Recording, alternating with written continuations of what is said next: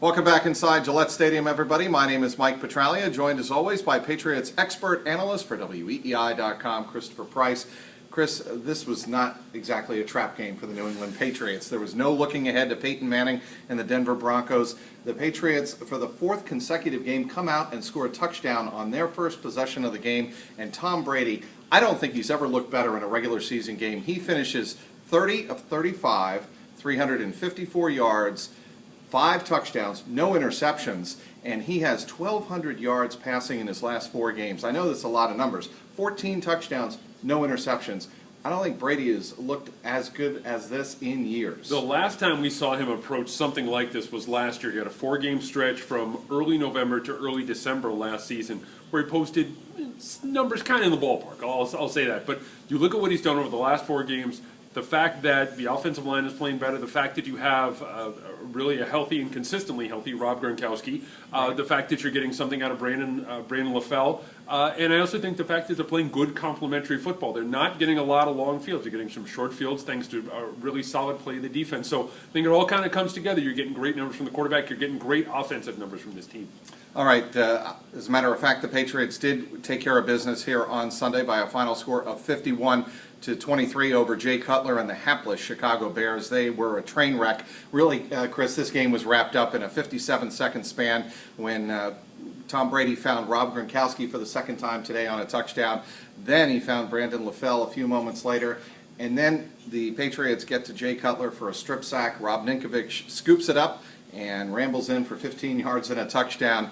That's 3 touchdowns in 57 seconds. Patriots up 38-7 at halftime.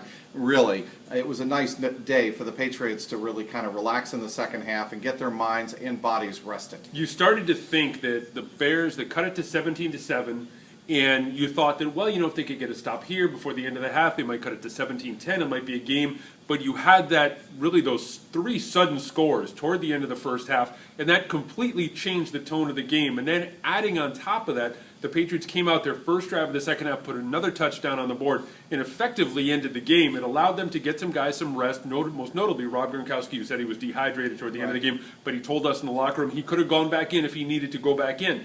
It was a really good opportunity to rest some of the starters, to be able to get some guys some reps down the stretch. Akeem Ayers got some run, the newcomer Akeem Ayers got some run. So it was a really good opportunity for them in the third and fourth quarter to kind of ease off the gas a little bit. Rob Gronkowski joked with us. We were both in that scrum with Gronk, and he said, well, the dehydration just teaches me I got to keep drinking.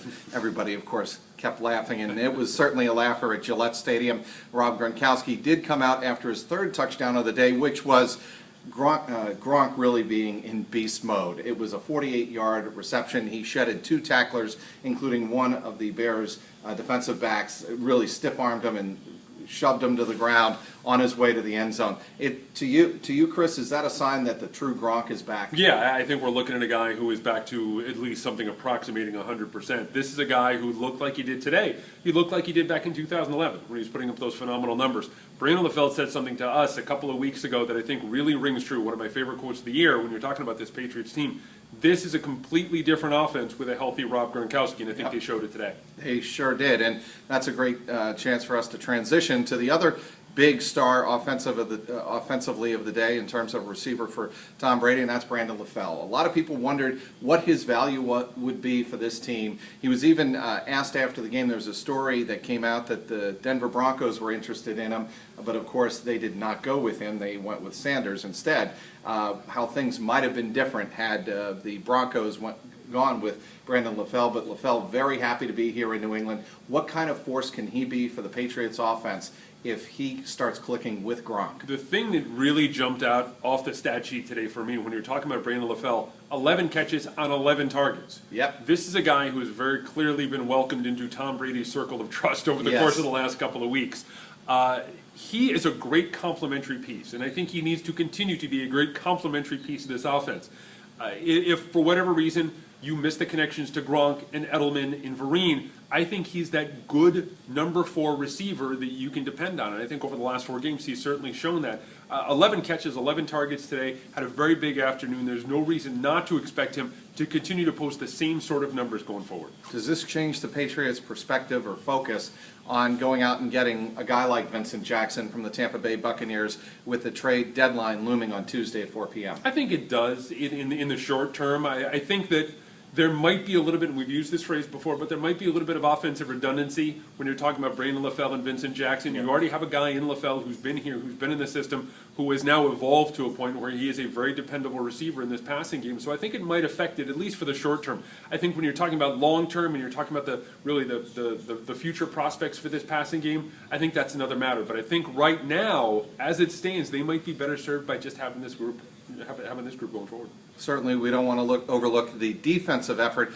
Patriots gave up a first down to Matt Forte, who had 3 runs to start this game for a first down and 11 yards, and we started thinking to ourselves, oh boy, here we go again. The Patriots are going to have trouble stopping the run. But after the Bears get called for a holding penalty, they really circled the drain and went downhill fast, and the Patriots defense really capitalized, really picking up the slack for Chandler Jones, who will be out indefinitely with a hip injury. Dominique Easley played on the edge. How did you think he did? I think he did well. I think he brought a certain physical element that is lacking when Chandler's over there. Look, it's going to take a lot of guys, really, at least in my opinion, a lot of guys to try to replace the impact that a guy like Chandler has. But talking about a guy who, in Dominique Easley, who has some positional versatility, can play over there at least in the short term, I think it might be interesting to watch his overall career arc, because I don't know if they're completely comfortable with him over there, at least now, but he can grow into that role. I mean, he's a guy who does have some versatility, can move up and down the line a little bit, and I think one of their best groupings today saw them with Easley on the edge,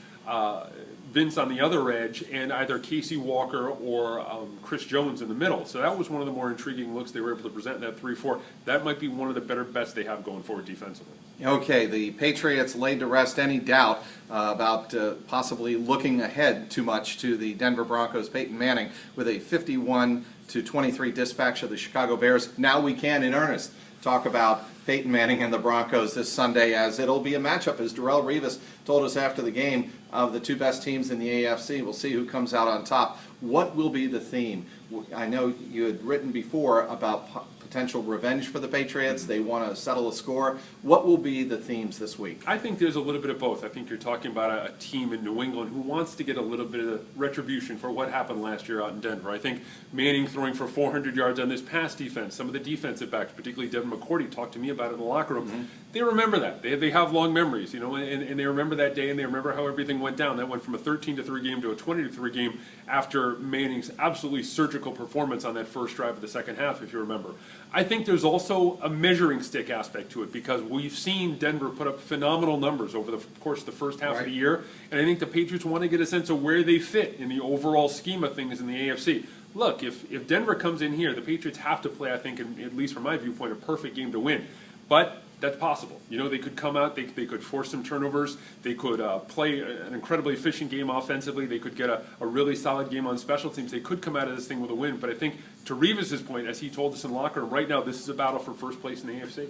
And you got to admit, Chris, that if you look ahead down the road, if the Patriots can somehow find a way to take care of the Denver Broncos, everybody has been talking about this 6-game stretch. If you beat the Denver Broncos here, I don't care if it's here or in Denver or on the moon, it's really a statement game, and the Patriots could wind up with home field advantage if things broke right and they took care of business towards the second half of the season. There is a lot of football left to be played. We should mention that. And the team that is in first place come Halloween isn't necessarily the team that's going to be in first place come Thanksgiving or Christmas.